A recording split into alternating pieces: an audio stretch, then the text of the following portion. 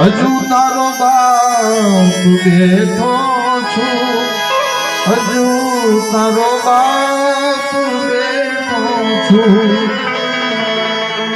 જગતમાં કોઈથી ડરમાં, હજુ તારો બાપ બેઠો છું, હજુ તારો બાપ બેઠો છું.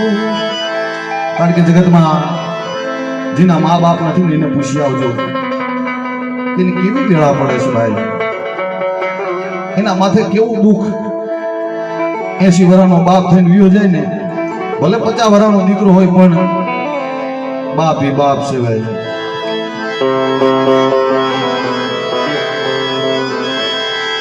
જગતની ચિંતા બધી મૂકી દે, હજુ તારો બાપ બેઠો છું.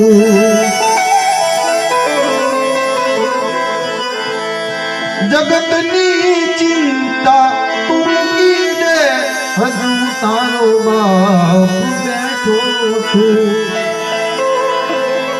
તારું દુઃખ કાંધે લઈને જગતમાં હું ફરું છું, હજી તારો બાપ બેઠો છું.